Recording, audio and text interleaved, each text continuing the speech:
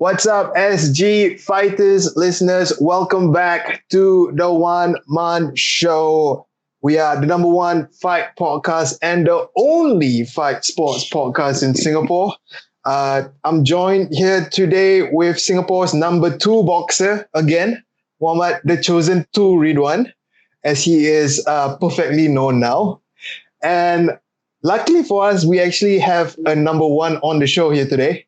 He is Singapore's first UFC fighter. It's an honor to have you on the show, Mr. Royston Wee. What's up, man? What's up? Thank you for having me on the show. It's a pleasure to have a chat with you guys.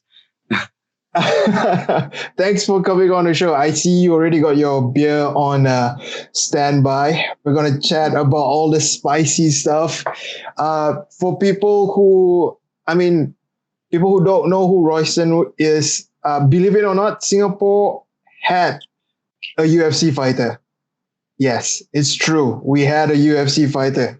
The real UFC, the Ultimate Fighting Championship, the one run by, that bald guy, that really white guy. His name is Dana White also. Royston, it's crazy, man. It's crazy to think that, you were the first mixed martial arts fighter from Singapore in the UFC. The UFC is the pinnacle of MMA. Everybody who has any MMA ambitions want to be in the UFC. And you actually are living proof that, we have someone from our tiny little country there. How did all of it happen, man? Actually, it all started when UFC actually had a tryout for TUF China. So basically, TUF is the Ultimate Fighters reality TV series, right? So I think they wanted to test out the Asian market and stuff. So they actually hold one of the tryouts in Singapore, Marina Bay Sands. So being a fan of it, having trained MMA, and everybody I think who trains hard in MMA wants to eventually hope to fight in the UFC, right? So when I heard that news, I was really excited. But at the same time, they only had two weight classes, which I don't fit in. Mm-hmm. So at that point of time, they only have tryouts for lightweight and featherweight. And at that age, when I was a bit younger, I was very small. I was very, very light. I was only walking around at like 57 kilo. Before that, I was fighting at like 50, 54, 52 kilo, How old were you? At that age, I was, at that point of time, I was around 26, 27. Yeah, so I was walking around like barely 60, barely making it 60, 61. And I was fighting below bantamweight. But I told myself, beggars can't choose. So all I want to do is to put myself out there. It doesn't matter if I'm a few weight class or one or two weight class lighter. I'll just go there, show them who am I, show them my skills, go through the test, and hopefully get myself some exposure. Yeah, so eventually, they ran a few tests. They see your grappling skills, your striking skills. And then we did the interview, and eventually they selected out of like 100 plus 200. Yeah, so they selected the main people, and then they also selected alternatives as well. So just nice. And luckily, I wasn't in the main selection, but luckily I was selected for the alternatives. Yeah, so we did tests, we did interviews, and then they sent us to hotels to stay. Very nice hotel, Fairmont, for free. Then we to send us for checkups, blood tests, blah blah blah, to make sure that those who are selected are healthy, so that when they want us to fly to China, straight away we'll go there. Yeah. What kind of what kind of test does the UFC run for you to like audition for something like TUF? Basically, uh, there are a total of 3 tests, right? 2 tests are very physical, and then having passed the first 2 tests, then you will go into the third test, which is interview. So it's more like they want to see what kind of personality you are, because reality TV show, right? If you have no personality, you're just quiet, or then maybe it's not that fun, right? But the first test was actually pad work. So we bring our own trainers or coaches there, and then they'll hold the pads for us. And one of the matchmaker for UFC, Sean Shelby, he was there, and he was at that point of time. I'm not sure now, but at that point of time, he was in charge of matchmaking weight classes that were bantamweight and below, or featherweight and below. So he was really scouting, and after the pad work, that's the easy part. The next part was, because there are so many participants from different countries as well, and we all have number tags, and then they will randomly pick, let's say, number 2 and number 55. Both of you are gonna roll, gonna grapple, and grappling sparring, and they want to see your grappling skills, how good you are in terms on the ground. Yeah. And then when you go through these 2 tests, then they will take some time also to wait around. They will do some evaluation, and eventually they will send everyone still who went for the trials for interviews. Yeah. So after the interviews, then we need to wait a little bit more, and then they finally tell us who got selected as the main ones, and then who got selected as an alternative. And those that got selected, they need us to stay back and brief us for the next 2 days, where we'll be moved to a hotel and everything will be scheduled. Yeah, so that's pretty much how the tryout was in Singapore. Was there a lot of Singaporean participants? Not really. Yeah, because I don't think the MMA scene was really big back then, right, in Singapore. How was it actually? It was growing, but if you compare it to now, of course, it's not that big. If you ask me, there weren't many Singaporeans. In fact, there were more foreigners than Singaporeans in Marina Bay Sands going for the tryouts. Mainly people from China. I've got friends from Taiwan. I got some friends from Malaysia, but the dominant ones are in general from China, Taiwan. That means they flew in on their own course to try out. Flew in on their own course, that I'm not so sure. Yeah, maybe. Yeah, I didn't ask. How? I mean, taking a step back, right? Let's cut in a bit. What year was this? This was 2014, 2012? I think the tryouts was 2013. My first fight was 2014. So 2013, that was maybe 7 years ago, right? This is 20. Yeah, sorry, I'm Malay. I cannot count, but I think it's 7 years ago. You were, already doing MMA for how many years? I mean, take us through, your journey. Like what made you started in MMA? I mean, like you said, the sport was still growing in Singapore back then. I think it's maybe a handful of people have done it before.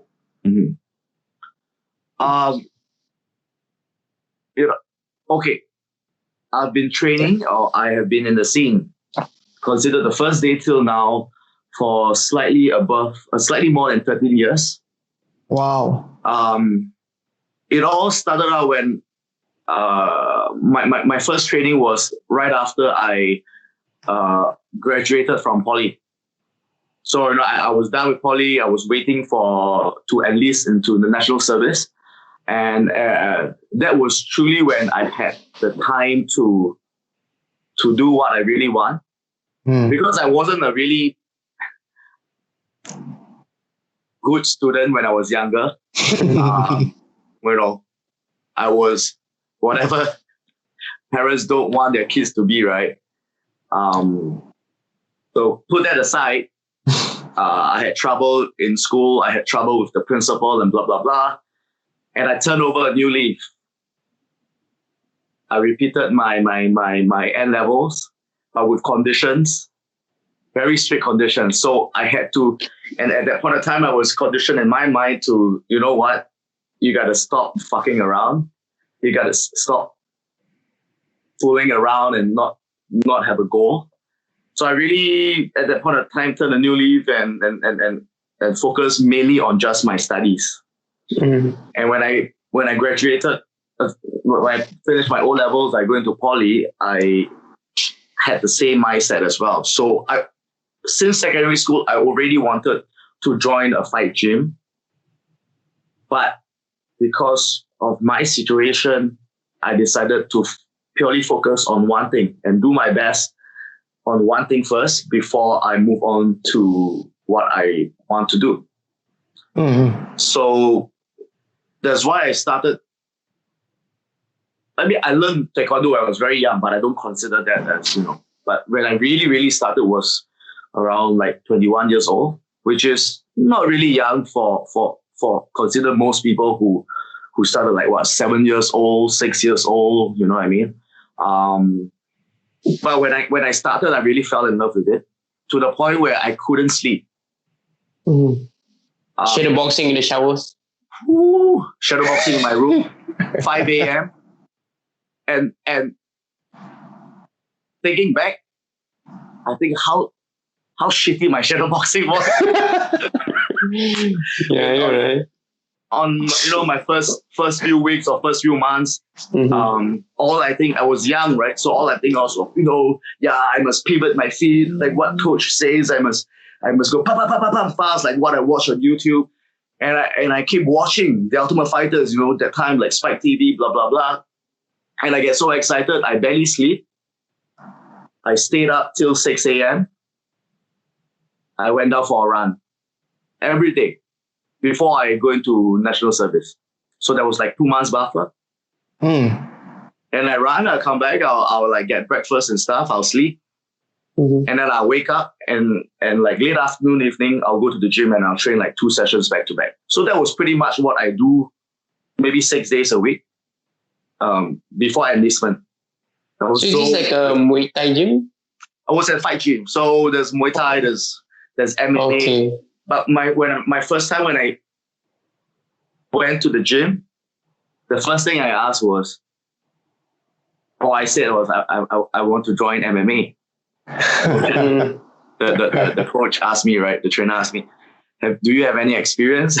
And I said, no, but what I've watched UFC, The Ultimate Fighter, right? So, but they told me very honestly, which till now at this point in time, when I see you guys coming into the gym doing for MMA trial, I always ask the question is, do you have fundamentals? Have you, or is this your first time? Have you learned other martial arts before, like combat sports? Because if you haven't, it is actually very important to, I'm not asking like you to stop MMA and just focus on a purely like striking or like just focus on boxing or what, but continue coming for MMA as a rookie, but at the same time, concurrently go for a fixed striking class. Like maybe if you like Muay Thai, then, go for Muay Thai and go for MMA. If you could commit more time, then choose one more grappling sport, like maybe BJJ, Muay Thai, and then concurrently go for MMA. Because, which is true, end of the day, MMA is not a martial art. MMA is mixed martial arts. It's a combination of many different martial arts. So if you have zero background in anything and you were to come to MMA, then you better be a prodigy, which, She's very to rare. be honest, there are very, very few, right? So the learning curve you can go for just MMA as a beginner, but your learning curve will be very, very, very slow. Because the class that we hold, a regular class at Impact MMA, is 90 minutes. Some gyms hold only 1 hour classes, right? And even in 90 minutes, for a total beginner, it's very hard for them to catch up. Because we got warm up, we got cool down. They already take up 15, 20 minutes, sometimes even 30 minutes. Our warm-ups are long sometimes. And then after that, you got 30 minutes gone, you got 1 hour left. If I put 30 minutes in striking, that means I have another 30 minutes left in grappling. It can be purely just wrestling or it can be purely just BJJ, right? But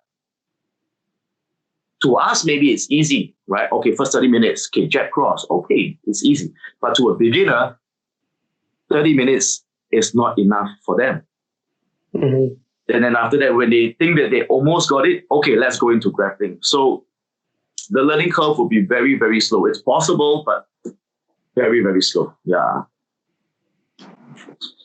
So, I mean, for you did not have any, other than Taekwondo, you didn't have any, background in any other martial arts.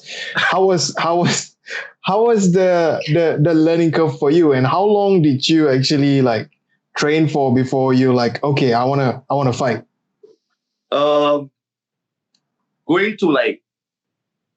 Going into the training, right, when I started on the first day, and maybe in the first few months, I already told myself, because I see the coaches train, I see the competitors train.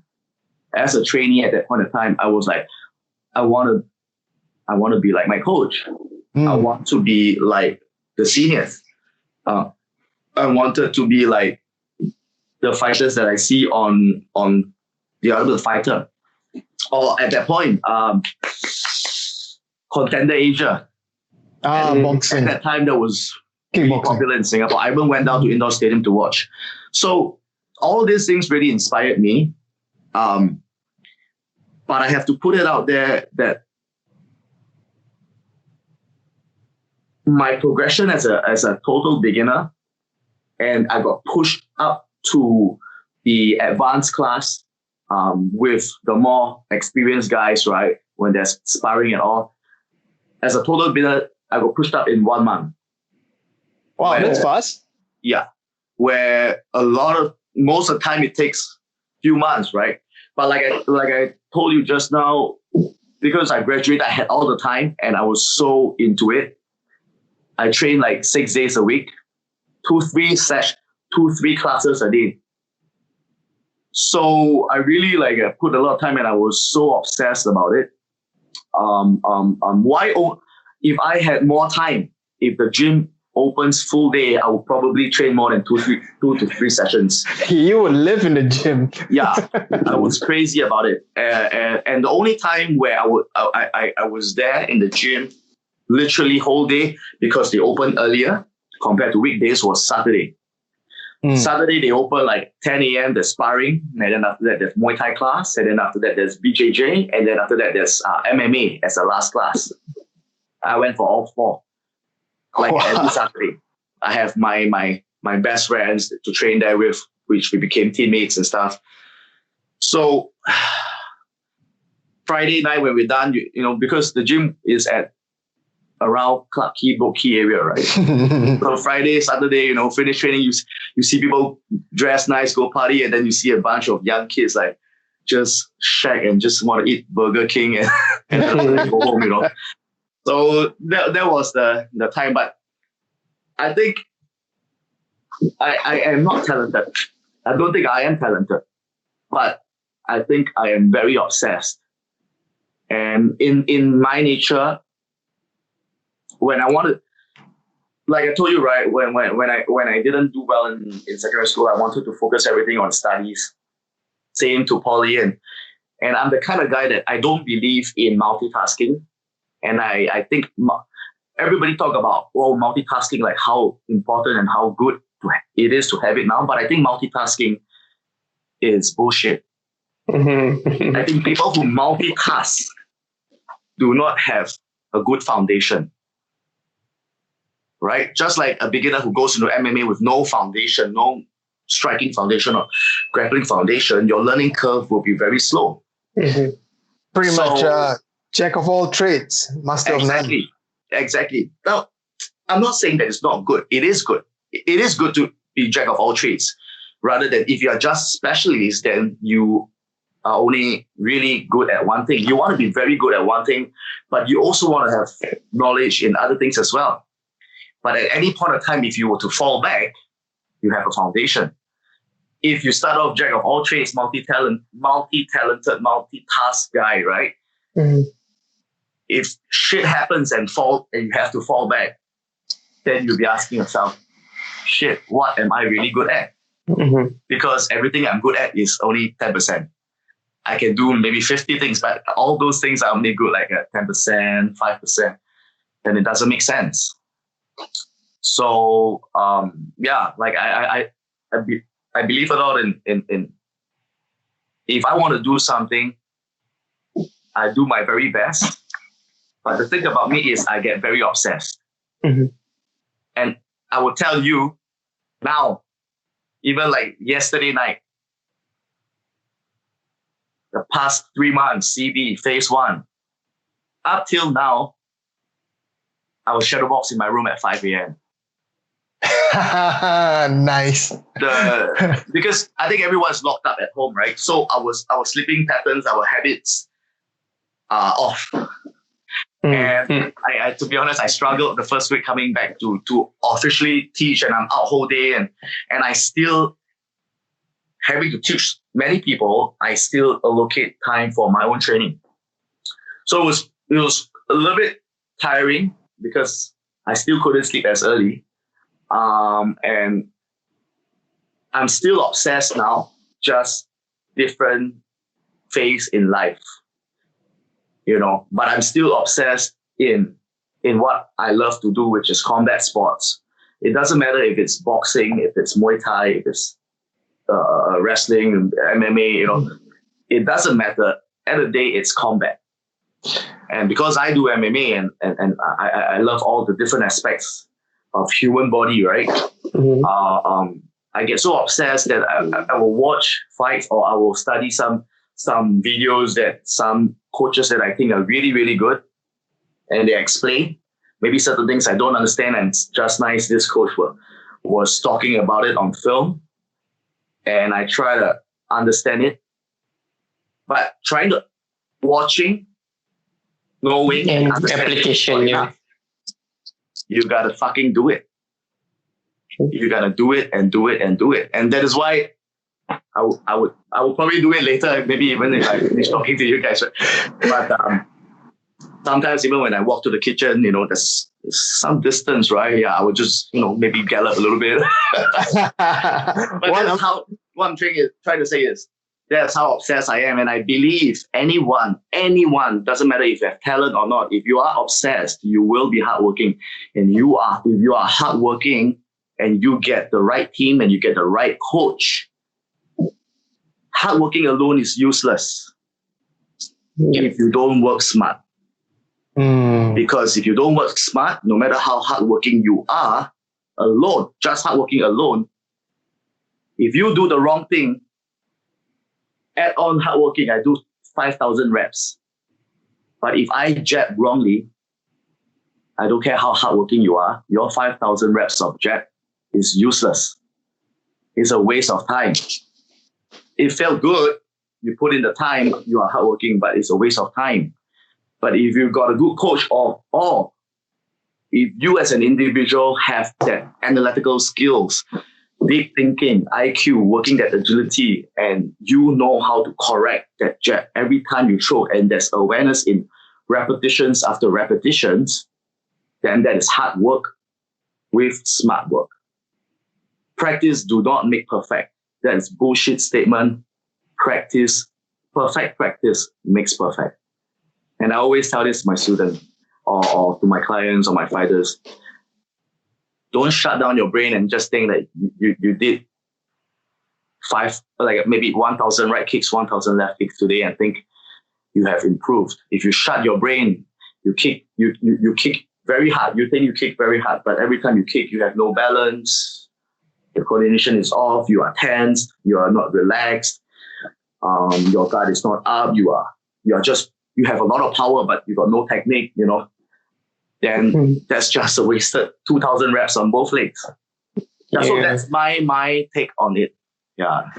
Now, that level of obsession has, got, to move back to the story now. Now you've got chosen to be an alternate on The Ultimate Fighter, right? Mm-hmm, yeah. So you fly out, they fly you out to China, and then what happens next? Because I'm reading an article where it says that there was like a 22-day wait or something like that. Something like that. I forget the actual duration, but I think we waited for a few weeks. Yeah. Oh, so yeah. Sorry. What were you doing in China? We only know that we got selected as the mains or alternatives weeks after the tryout. Sorry, not during the tryout, but weeks after the tryout, we received a call. Yeah. Sorry, it's after. So they called me. Yeah, and they told me, Royston, here's the bad news. You did not get selected as the main, but the good news is you got selected as an alternative. So basically, those who don't know, what does selected as an alternative means, right? So in Ultimate Fighter, there's two weight classes, right? So total there are 16 fighters, 8 in different weight classes. So at that point of time was 8 in featherweight, 8 in lightweight. So they will fight every week and blah blah blah, and then they reach to the top, right? But again, fight sport is not like any other sport in the world. It's dangerous. It's a hurt business, and you gotta be prepared coming out of a fight injured, hospitalized. You need a surgery and blah blah blah, right? So then that is why they need alternatives, so that that guy can win, that guy can lose. If the guy wins in the ultimate fight in that week, but he suffers an injury that he couldn't continue, the show have to go on, but he can't go on. So how they would need an alternative to substitute, something like this, right?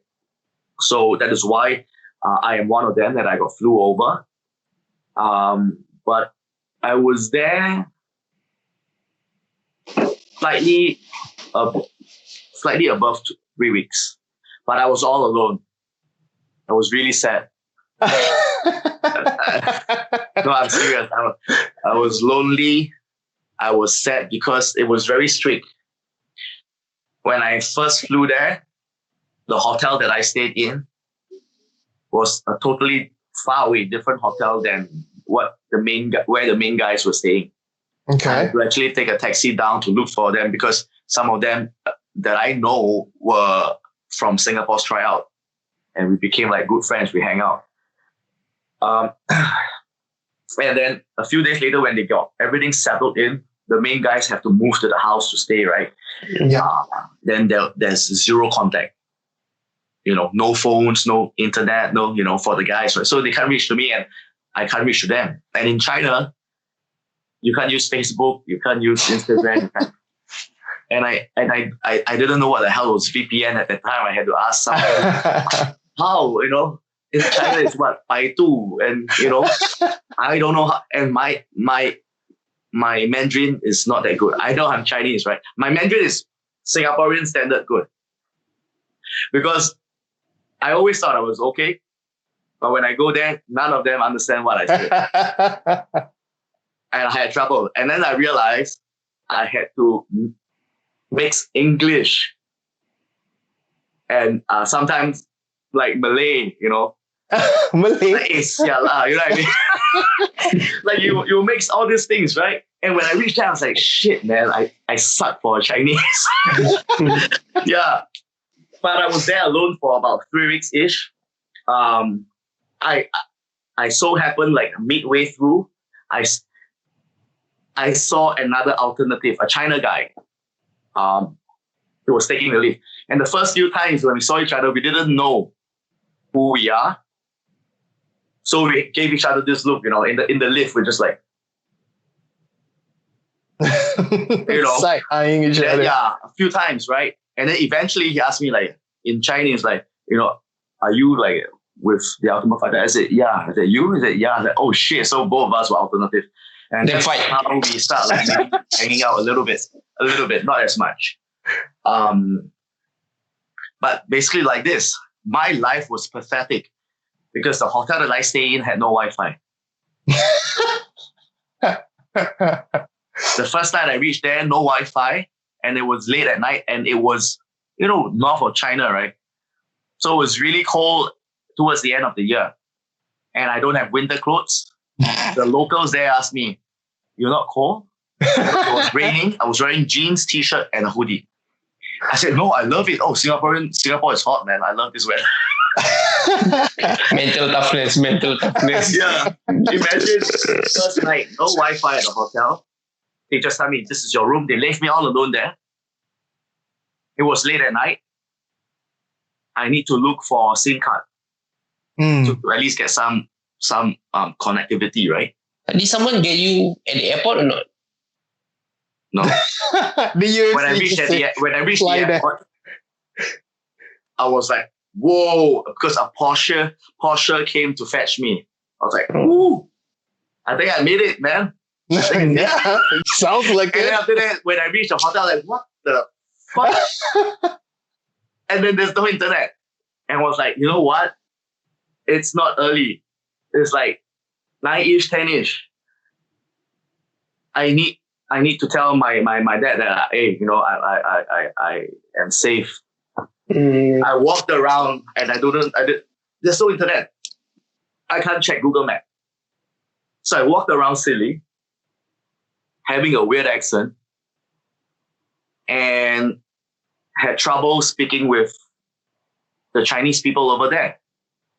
And I asked a few of the people, they didn't understand what the hell I was saying. And to be honest, I didn't know what the hell I was saying. You yourself. I wanted a SIM card, but I didn't know how to say SIM card in Chinese. SIM card? So I said, 电话卡. 电话卡 is if you were to, at my time, my generation, 电话卡 means phone card. You know, last time we only got paper. The real phone card. Exactly, and it was looking like me like, what the fuck is this? Where did you come from? Yeah. So you know what? That night, eventually, I didn't get any SIM card or what.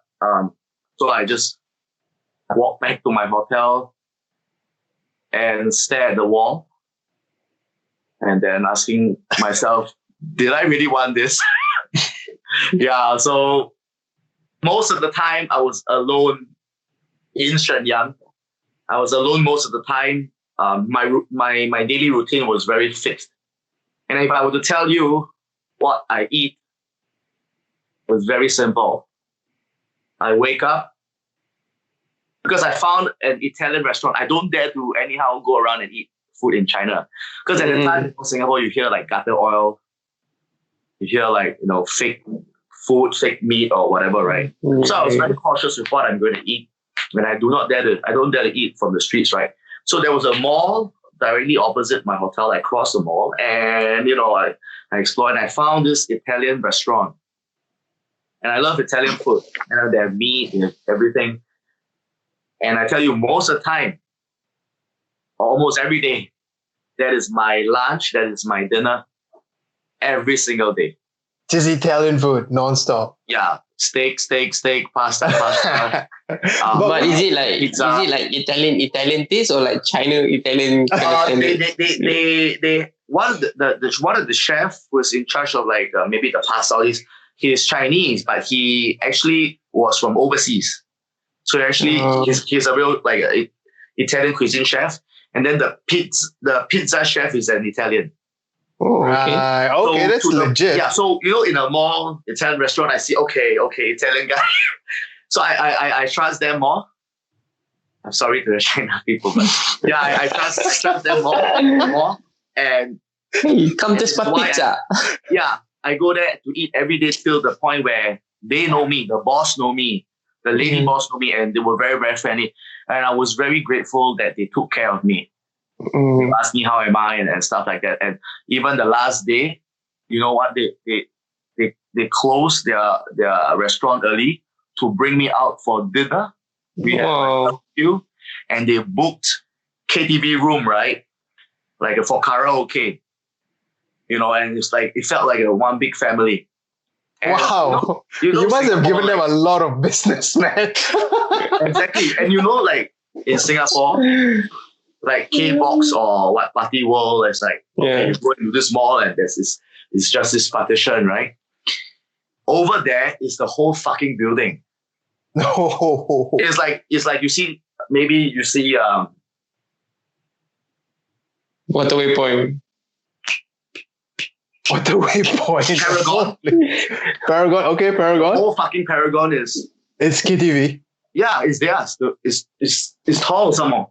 Yeah, so I was like, wow, But that pretty much sums up my experience there. And the question is, what song did you sing? Chinese songs.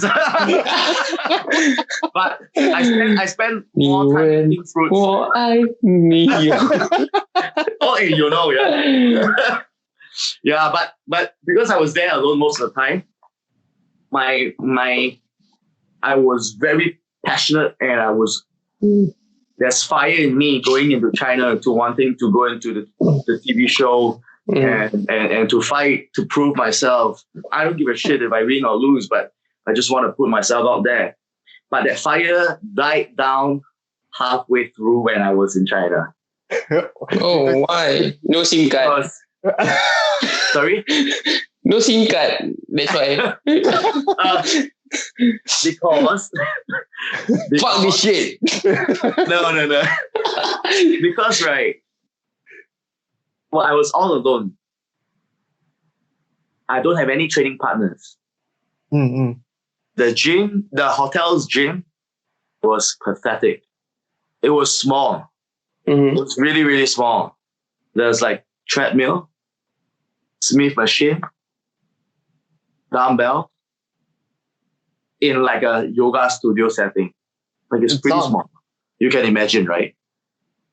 So, all I could do was kind of, shadow box to maintain, light run a little bit in a freaking cold weather, like minus degrees. And strength training, that's all. And I started being mind-fucked because I was asking myself, okay, what if they got me in? What if they got me in? One guy got injured and they got me in. Those guys for 2 weeks have been training day in, day out, sparring, grappling, pad work, acquiring new techniques, drilling, having proper food, having proper care, and all I had was Italian food, a small gym, KTV. And that's all. KTV. And one KTV. And that's all. So I got pretty demoralized. And I wasn't sure, if I'm there, they are all in shape. Mm-hmm. They are all ready. Am I ready for a 5-minute round fight? And it's not one round, It's 3 rounds, right? I got pretty demoralized at that point of time. Until towards the end, I got the news that they wanted me to fight in Singapore.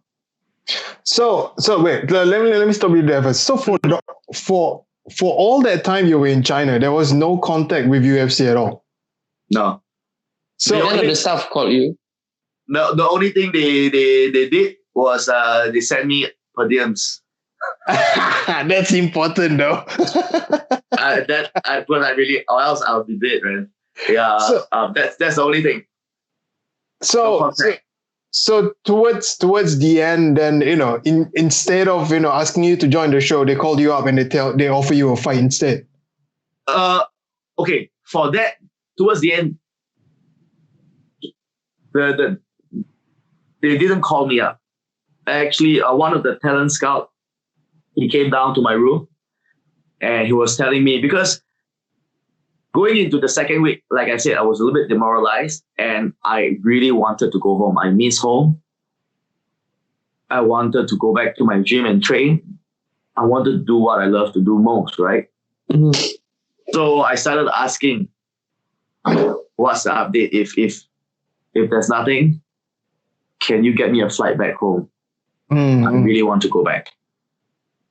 And they say, just wait a little bit. And towards the end, almost towards the end of the third week, the talent scout came down and he told me, you know what? We are looking into getting your flight tickets back. We just need to settle the date, blah, blah, blah. But he was asking me this. Have you signed your contract with Rebel FC? So at that time, before I actually got into the Ultimate Fighter tryouts, I actually signed a contract with Rebel FC to fight 2013 December period or early Jan 2014, somewhere that period. The contract was already signed. So he asked me and I said, actually, yes, I've already signed. So I was planning to, I come here, I do the trials, I'm done. I'll go back to Singapore and I'll fight in indoor stadium. And then he was like, oh man, you know what? Because are you interested in fighting in Marina Bay Sands? My God, what kind of question is that? Yeah, he said like, you know what?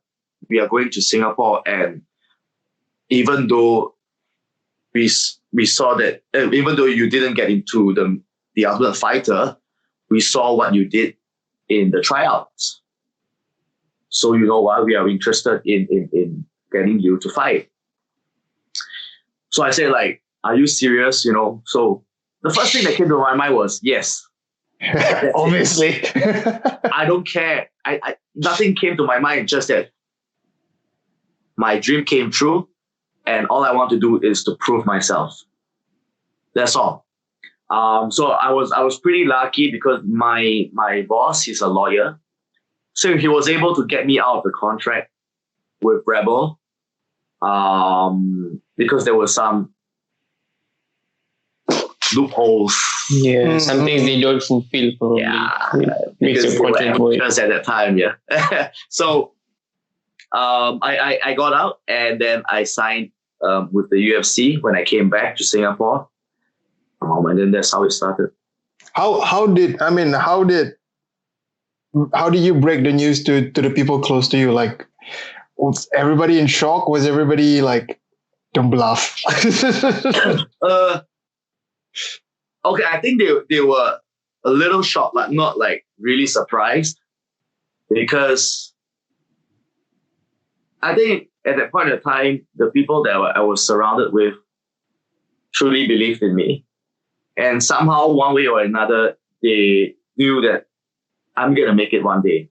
And when they heard that TUF tryout was coming to Singapore, they kind of had high hopes for me, right? That, you know what, we're going to have you in, that kind of thing. So it might not happen, but I had a team that believed in me. And then when I broke the news, they were just happy. Generally just really happy for me, but they weren't really like surprised or like, hey, don't joke, They were just like, you know what, let's talk about how are we going to move on from here, rather than... How much time you have then to the fight in Singapore? Few months? Maybe a month and a half.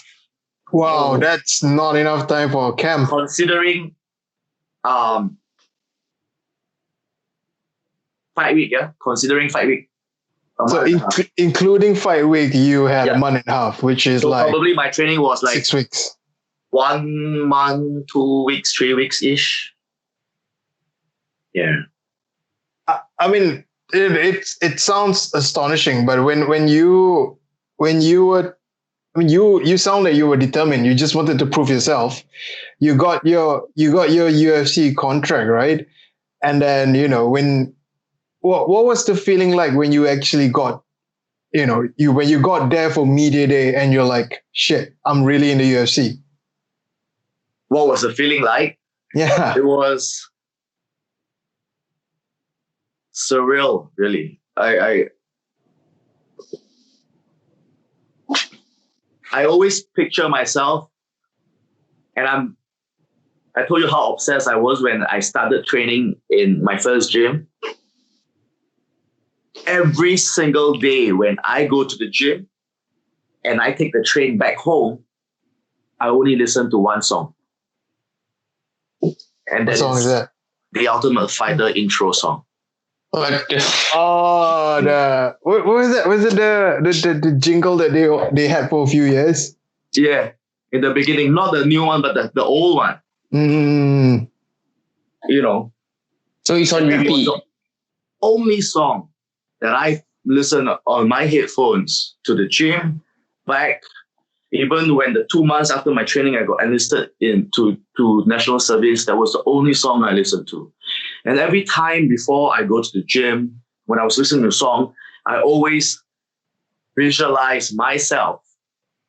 You know, have you guys watched The Ultimate Fighter? Yeah. And the intro is always like, boom, you gotta get there, that kind of stuff. Yeah. And then they will show the slam, and then they will introduce individual fighters. And I visualize myself, Royston Wee, as one of the guys they introduced. And that was how crazily obsessed I was. So Visualization, yeah. exactly. So in a way, when I was in media, it didn't felt foreign because I picture myself that. Yeah. You've gone through that scenario in your head so many times, yeah. Exactly. But of course, I was a newbie in front of camera. Mhm. I wasn't good with interviews. I was a very introvert guy. I didn't know how to speak. I didn't know how to present myself. If you look at me now, you wouldn't believe. But I was really, really I always keep to myself, very, very shy.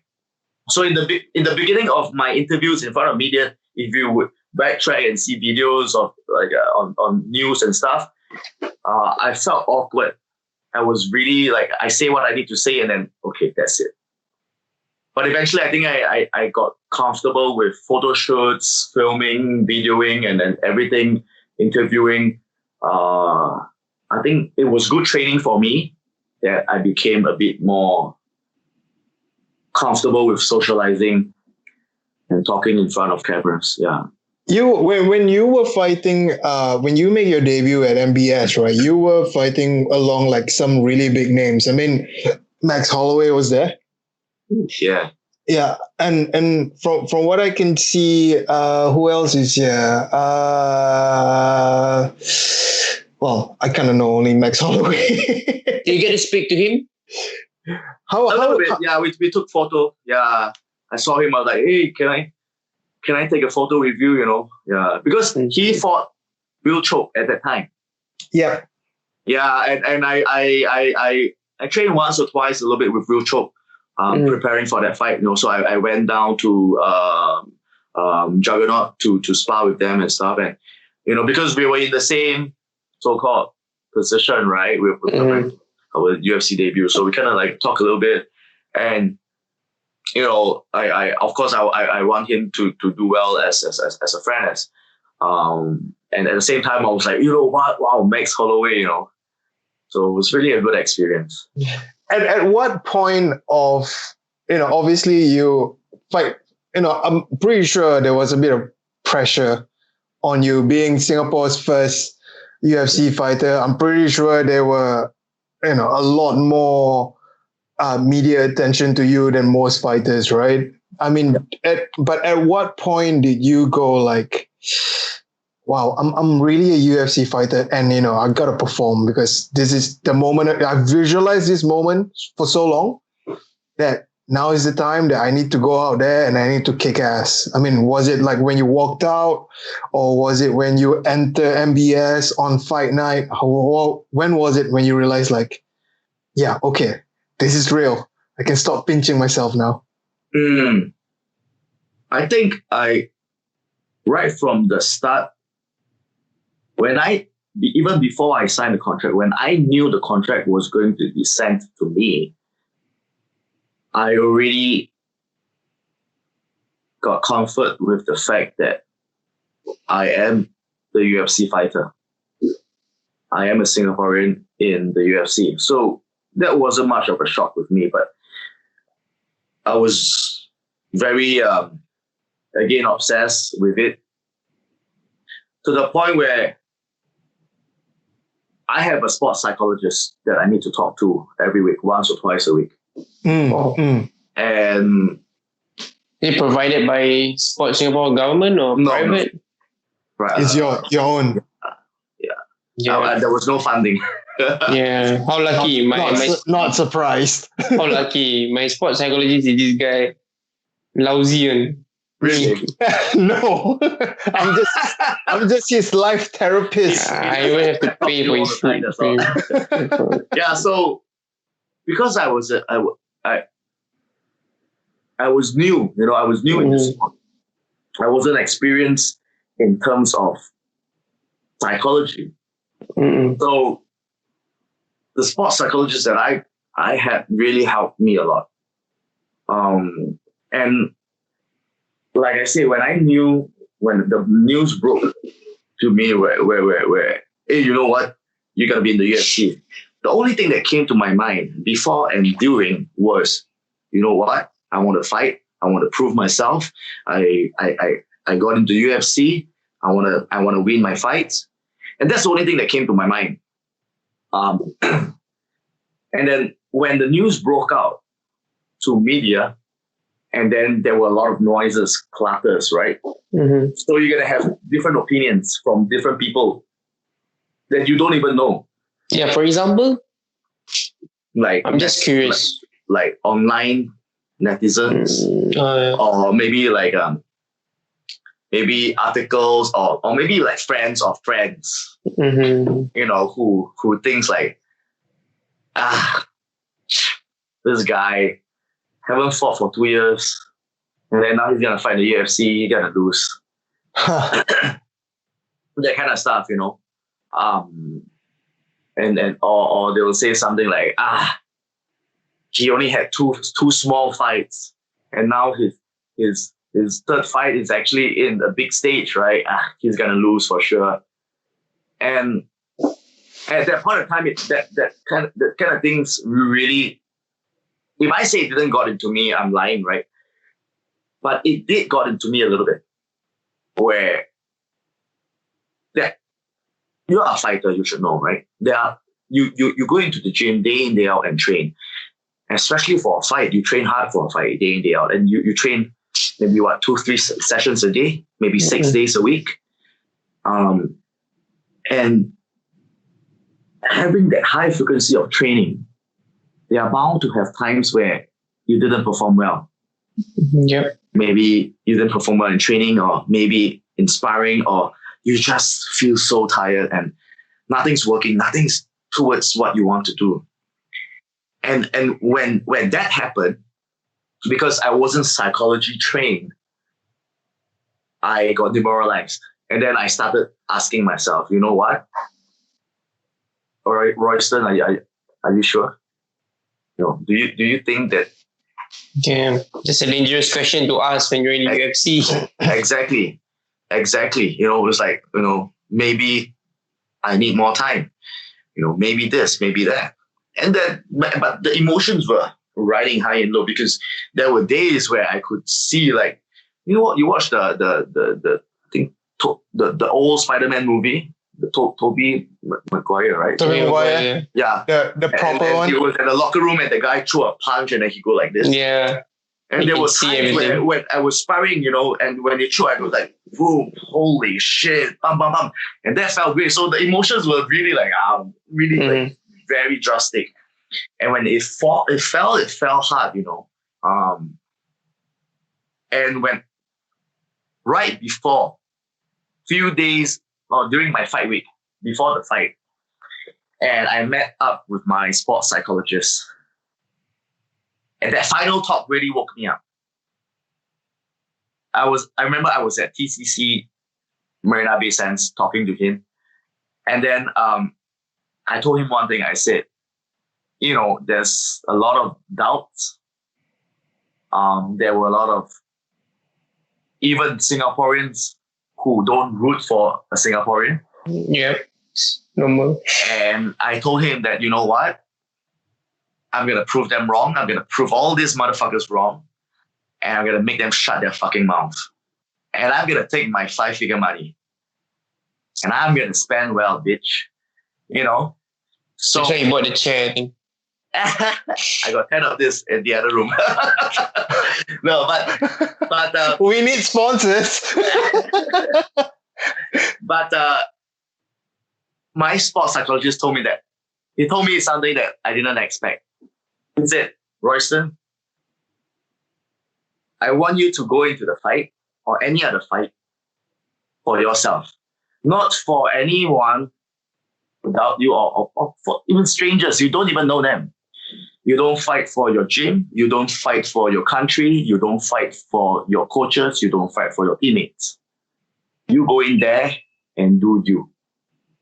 Because regardless of the outcome, people who wants to say shit will still say shit. And that really like changed my mind. I was like, that's pretty true. Because that really happened. Those who doubted me and said that I would lose for sure, 100% in my first debut in Singapore, when I won decisively, when I dominated that guy, they said, he got lucky. They said Royston got lucky. They said, oh, the match was fixed. I fought a guy who was a URCC dominating champion, who have 0 losses, who submitted everyone. I dominated him, but you will still have people say, oh, he's lucky, you know, whatever. So I start to realize what my sports psychologist said, right? Which is very true. So along the way, my mentality really changed, and it really helps me till now, where I don't really give a fuck what people say. I don't give a fuck what other people's opinions are, or even my teammates' opinions, or even my fighters or my guys' opinions. As a coach now, I really don't give a fuck as well. Because I think it's very important, provided that I know organically I am doing something that is positive and something that is right and something that is with integrity. I do not hurt anyone. I do not try to cheat anyone or whatever. And I got to be very honest with myself. Provided, right? So long as I am moving towards this right path that I think is right, then really external opinions or whatever doesn't really matter. It's just noises. Because I've been in this scene for 13 years. I've done shit that people haven't done, and people have said this and that. And the day, till now, at this point of time in my life, I will tell every single one out there that my life is great. My life is awesome. I have no problems financially. I have no problems living comfortably. I have no problems training as much as I want. I have no problems doing what I love. So, and I know that some that talk shit, that I know who they are, they look like they're living in a shithole. Still stuck in the same place. I'm high up here right now and I can't even see them. I don't even see them down there. The clouds are covering them. So, yeah, I don't really care. This is a really good example of why Ridhwan should start paying me so I can give that kind of advice, man. Because I just give you advice. Don't pay me. Hey guys, thank you for listening to the One Man Show and our podcast with Singapore's only and first UFC fighter, Royston Wee. Now, we've gone a bit longer than usual in this episode. We're just having too much fun. So we're actually going to split the episode into 2. So this is the end of the first part. The second part will continue with Royston's journey in the UFC with his first fight in MBS in 2014. I hope you guys enjoy the rest of the podcast and continue listening to us on Spotify, Facebook, YouTube, and also Instagram. It's The One Man Show. That's number one and the only fight podcast in Singapore. We're out. I was like, whoa, because a Porsche came to fetch me. I was like, ooh, I think I made it, man. Yeah.